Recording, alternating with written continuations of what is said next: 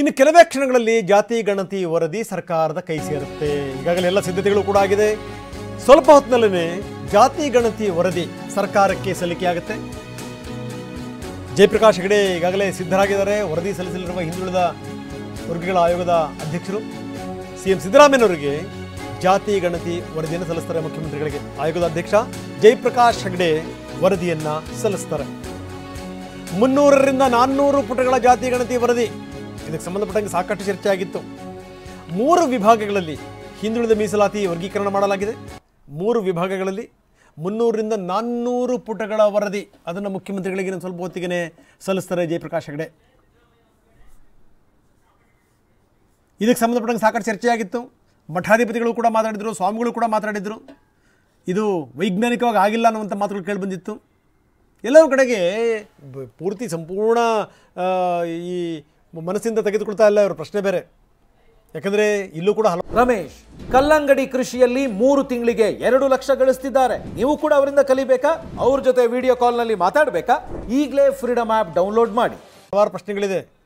ಚುನಾವಣೆ ಹತ್ತಿರ ಬರ್ತಿರೋ ಸಂದರ್ಭದಲ್ಲಿ ಇದರ ಪರಿಣಾಮಗಳೇನು ಅನ್ನುವಂಥದ್ದು ಕೂಡ ಸಿದ್ದರಾಮಯ್ಯನವರಿಗೆ ತುಂಬ ಚೆನ್ನಾಗಿ ಗೊತ್ತಿದೆ. ಆದರೂ ಕೂಡ ಅದನ್ನು ಸ್ವೀಕರಿಸಲೇಬೇಕು. ಅದನ್ನು ಸ್ವೀಕರಿಸ್ತಾರೆ. 300ರಿಂದ 400 ಪುಟಗಳ ಜಾತಿ ಗಣತಿ ವರದಿ. ಒಂದು ಹಂತದಲ್ಲಂತೂ ಜಯಪ್ರಕಾಶ್ ಹೆಗಡೆ ತುಂಬ ಚೆನ್ನಾಗಿ ಹೇಳಿದರು, ನೀವು ತಗೊಳ್ಳಂಗಿದ್ರೆ ತಗೊಳ್ಳಿ, ದಯವಿಟ್ಟು ಮತ್ತೆ ನನ್ನ ಈ ಅವಧಿ ಇದೆಯಲ್ಲ ಅದನ್ನು ವಿಸ್ತರಣೆ ಮಾಡಬೇಡಿ ಅನ್ನುವಂಥ ಮಾತನ್ನು ಕೂಡ ಜಯಪ್ರಕಾಶ್ ಹೆಗಡೆ ಹೇಳಿದರು. ಅಲ್ಲಿ ತನಕ ಬಂದಿತ್ತು, ಪದೇ ಪದೇ ಮುಂದಕ್ಕೆ ಹೋಗ್ತಾ ಇತ್ತಿದ್ದು. ಅಂತೂ ಇಂತೂ ಇವತ್ತು ಅಧಿಕೃತವಾಗಿ ಸಿಎಂ ಸಿದ್ದರಾಮಯ್ಯನವರಿಗೆ ಜಾತಿ ಗಣತಿ ವರದಿಯನ್ನು ಸಲ್ಲಿಸ್ತಾರೆ ಜಯಪ್ರಕಾಶ್ ಹೆಗಡೆ. ಬರೀ ನಮ್ಮ ಪ್ರತಿನಿಧಿ ಪ್ರಮೋದ್ ಈಗ ನಮ್ಮೊಂದಿಗೆ ದೂರವಾಣಿ ಸಂಪರ್ಕದಲ್ಲಿದ್ದಾರೆ. ಪ್ರಮೋದ್, ಜಾತಿ ಗಣತಿ ವರದಿ ಸಲ್ಲಿಕೆ ಇವತ್ತಾಗುತ್ತೆ. ಇದಾದ ಮೇಲಿನ ಪರಿಣಾಮಗಳು ಏನೇನು ಅಂತ?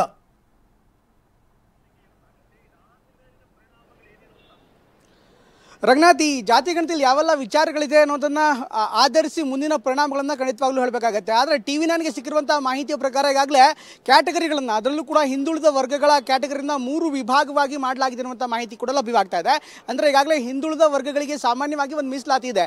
ಹಿಂದುಳಿದ ವರ್ಗದಲ್ಲಿ ಸುಮಾರು 102 ಬೇರೆ ಬೇರೆ ಜಾತಿಗಳು ಬರುತ್ತೆ. ಅದರ ಮೀಸಲಾತಿಯನ್ನು ಈಗಾಗಲೇ ನೀಡಲಾಗಿದೆ. ಆದರೆ ಈ ಬಾರಿ ಈಗ ಕೊಡ್ತಾ ಇರುವಂಥ ಒಂದು ವರದಿ ಏನಿದೆ ಅದರಲ್ಲಿ 3 ಅಂಶಗಳನ್ನು ಪ್ರಮುಖವಾಗಿ ಹೈಲೈಟ್ ಮಾಡಲಾಗಿದೆ. ಒಂದು, ಹಿಂದುಳಿದ ವರ್ಗಗಳು, ಮತ್ತು ಅತಿ ಹೆಚ್ಚು ಹಿಂದುಳಿದ ವರ್ಗಗಳು ಮತ್ತು ಅತಿ ಹಿಂದುಳಿದ ವರ್ಗಗಳು, ಈ ರೀತಿಯಂತ 3 ಕ್ಯಾಟಗರಿಗಳನ್ನು ಮಾಡಿ ಅಲ್ಲಿ ಮೀಸಲಾತಿಯನ್ನು ನೀಡೋದಕ್ಕೆ ಶಿಫಾರಸು ಮಾಡಲಾಗ್ತಾ ಇದೆ ಅಂತ ಒಂದು ಮಾಹಿತಿ ಲಭ್ಯವಾಗ್ತಾ ಇದೆ.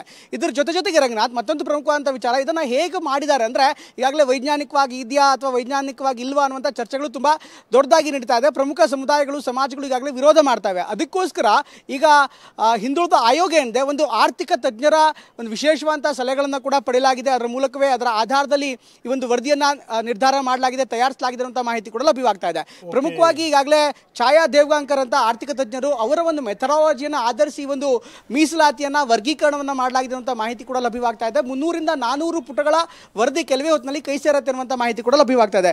ಒಟ್ಟಿನಲ್ಲಿ ಈ ಎಲ್ಲ ಡೆವಲಪ್ಮೆಂಟ್ಗಳನ್ನು ನೋಡ್ತಾರೆ. ಅತ್ಯಂತ ಪ್ರಮುಖವಾಗಿ ರಂಗನಾಥ್, ಈಗ ಬಹುಶಃ ಇದನ್ನು ಸರ್ಕಾರ ಯಾವ ರೀತಿ ಇದನ್ನು ಸ್ವೀಕರಿಸೋದು ಒಂದು ಭಾಗ. ಅಫ್ಕೋರ್ಸ್ ಸರ್ಕಾರ ಕೊಡುವಂಥ ಸಂದರ್ಭದಲ್ಲಿ ಸ್ವೀಕಾರ ಮಾಡಬೇಕಾಗತ್ತೆ. ಅದಾದ ಬಳಿಕ ಅದನ್ನು ಹೇಗೆ ಟ್ರೀಟ್ ಮಾಡುತ್ತೆ ಅನ್ನೋದು ಕೂಡ ಮುಂದೆ ಇರುತ್ತೆ. ಅನುಷ್ಠಾನ ಮಾಡುತ್ತಾ ಅಥವಾ ಒಂದು ಕಮಿಟಿ ಮಾಡಿ ಅದಕ್ಕೆ ಕೊಟ್ಟು ಅದನ್ನು ಅಧ್ಯಯನ ಮಾಡಿ ಒಂದು ಎಕ್ಸ್ಪರ್ಟ್ ಕಮಿಟಿ ಅಥವಾ ಕ್ಯಾಬಿನೆಟ್ ಸಬ್ ಕಮಿಟಿ ಮೂಲಕ ಇದನ್ನು ಇನ್ನಷ್ಟು ಅಧ್ಯಯನ ಮಾಡ್ತೀವಿ ಅಂತ ಒಂದು ಕಾಲ ತಳ್ಳುವಂಥ ಸಾಧ್ಯತೆ ಕೂಡ ಇರುತ್ತೆ. ರಂಗನಾಥ್, ಓಕೆ, ಧನ್ಯವಾದ ತಮ್ಮೆಲ್ಲ ಮಾಹಿತಿಗೆ.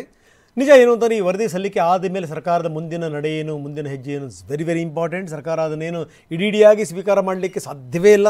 ಇದಕ್ಕೆ ಸಂಬಂಧಪಟ್ಟಂಗೆ ಮತ್ತೊಂದಿಷ್ಟು ಅಧ್ಯಯನ ಮಾಡ್ತೀವಿ ಅಂತ ಕೂಡ ಕಾಲ ನೂಕಿದರೆ ಆಶ್ಚರ್ಯ ಇಲ್ಲ.